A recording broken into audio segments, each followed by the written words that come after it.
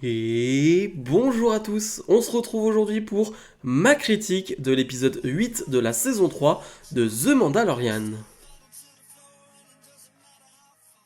Et oui, hier c'était donc le dernier épisode de la saison 3 de The Mandalorian. Alors désolé, un jour de retard, je ne pouvais pas faire cette vidéo hier, mais j'ai bien vu cet épisode hier. Et au moins ça me laisse le temps, et ça m'a laissé le temps d'y réfléchir, d'y penser. Globalement, un épisode qui va être basé sur l'action. On va être clairement sur Mandalore. Alors, de l'action un peu spatiale, mais de l'action très terre-à-terre aussi. Où finalement, c'est très classique, mais on va avoir le grand méchant Moff Gideon face à Mando, à Bo-Katan et à Grogu. C'est vraiment ça cet épisode, c'est vraiment l'affrontement final entre guillemets. Ça, on n'en est jamais sûr. Et donc un épisode de 40 minutes basé sur de l'action pure et dure. Il y a des dialogues, il y a quelques phases, on va dire, plus lentes. Mais globalement, c'est un épisode bien rythmé, bien dynamique, que j'ai beaucoup aimé. Voilà, j'ai passé un bon moment devant cet épisode. C'est à peu près ce que j'attendais de ce dernier épisode, qui réponde à certaines questions, qu'il finisse certaines histoires. Et je trouve que globalement, il le fait très bien, donc je trouve que c'est franchement un bon dernier épisode. Alors je ne le comparerai pas par rapport au dernier épisode de la saison 1 et bien évidemment au dernier épisode de la saison 2. Voilà, j'aime pas trop ce type de comparaison là, et c'est quand même très compliqué de comparer quand même un épisode où t'as juste Luke Skywalker qui fait son arrivée à un épisode, on va dire, qui finit une réelle saison. Et là, c'est quand même compliqué comparé avec un caméo, donc je comparerai même pas. Mais globalement, j'ai trouvé que cette fin de saison était vraiment très bonne. Donc on part sur les points positifs, et petit spoiler, il va y avoir très peu de points négatifs. Alors, peut-être un ou deux, mais voilà. Bref, les points positifs, encore une fois, le point hebdomadaire visuellement, c'était très beau. Et surtout que là, je le disais, c'est un épisode qui est basé vraiment sur de l'action pure et dure. Et les scènes d'action sont très belles visuellement, et surtout elles sont lisibles. On va avoir des combats de Mandaloriens avec finalement ces Dark Troopers améliorés, donc des combats dans les airs. Donc vraiment on est sur du jetpack contre du jetpack, et ça fonctionne très bien, ça va vite. On ressent la vitesse, on ressent la puissance des Mandaloriens, et ça fonctionne très bien. Idem, les combats au sol, je pense forcément au combat que va avoir Din Djarin avec tous ces Dark Troopers améliorés, tous ces clones, on peut les appeler comme ça parce qu'on l'a découvert, on s'en doutait un peu, ce sont tous des clones finalement de Moff Gideon. Et quand il y a ces combats, vous savez, où ces portes vont s'ouvrir, vont se fermer, vont s'ouvrir, vraiment ça me fait réellement penser à l'épisode 1, la menace fantôme, où finalement t'as Qui-Gon, Dark Maul et Obi-Wan qui se battent, et Obi-Wan est obligé d'attendre derrière les portes à chaque fois. Bref, je trouve ça génial, j'ai trouvé ces combats très beaux. Ensuite, bien évidemment, le combat final, on retrouve Moff Gideon face à Din Djarin, puis Moff Gideon face à Bo-Katan. Encore une fois, très bien. Le combat au Darksaber fonctionnait bien aussi, une sorte de lance, j'ai envie de dire, d'une arme particulière pour Moff Gideon, ça fonctionne très bien aussi. Le combat, franchement, rien à dire sur les combats dans cet épisode, visuellement, très bien géré, et surtout, on comprend ce qui s'y passe, donc en termes d'action, j'ai beaucoup aimé. Un épisode qui est basé sur l'action, et vu que l'action est bonne, franchement, je vais pas me plaindre. Ensuite, l'histoire, tout simplement. Finalement, l'histoire racontée est, j'ai envie de dire, la clôture de cette histoire. Voilà, comment cette histoire va se terminer avec un Moff Gideon qui meurt, en tout cas c'est ce qu'on en croit, avec cette explosion, un Grogu qui va sauver sa famille, qui va sauver Bo-Katan et Din Djarin, donc avec la force, il va contenir cette explosion. Une saison qui se termine sur une happy ending, et j'ai cru entendre, j'ai cru voir que ça n'a pas plu à certains, parce que finalement tout était assez prévisible, tout était trop beau pour être vrai. Moi ça me va, j'ai beaucoup aimé cette fin où finalement on arrive à battre les méchants. Grogu devient donc officiellement l'enfant adoptif de Din Djarin, c'est même Din Grogu.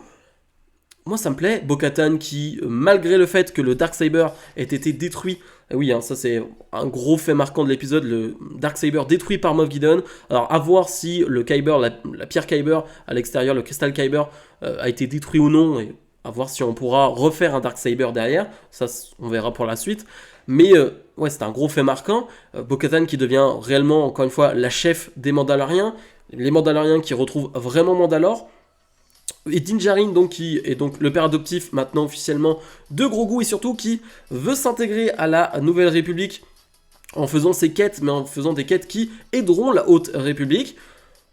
Franchement, tout est assez parfait. Din Djarin et Grogu, donc, qui se retrouvent dans cette petite maison dans Nevarro, et vraiment, ça fait fin très western, mais fin belle, en fait, tout simplement. Moi, ça m'a beaucoup plu. J'ai beaucoup aimé cette clôture d'épisode, cette conclusion, comment ça a été fait, cette série. Globalement, je trouve que tout est bien amené. On arrive jusque-là. Happy ending. Moi, ça me va. J'aime les happy endings. J'aime la façon dont c'est fait. Donc, ça me pose aucun problème.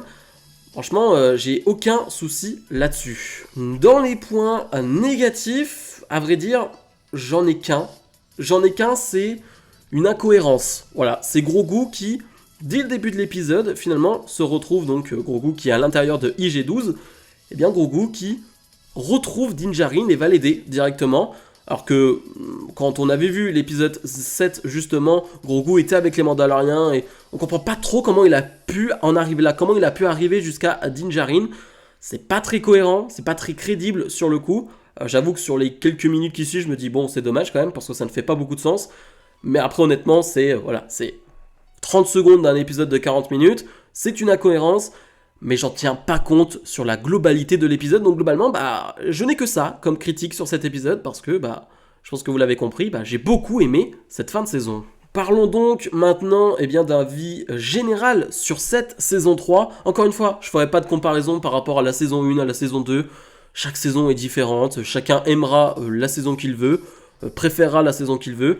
J'ai pas de préférence, mais j'ai beaucoup aimé cette saison. Encore une fois, il y a des hauts, il y a des bas, mais l'ensemble de la saison qui était basée sur les Mandaloriens, sur leur histoire, sur la famille Mandalorien, sur la construction de ce nouvel empire Mandalorien, j'ai envie de dire, sur Mandalore, et la réunification des Mandaloriens, moi ça me plaît qu'on ait tout ça autour de Bo-Katan aussi, qui est un personnage qui a été introduit en saison 2, qu'on connaît nous dans Rebels, dans Clone Wars, bref on la connaît, Bo-Katan, et là l'avoir mise en avant de cette manière-là dans une série live action, j'ai trouvé ça vraiment cool.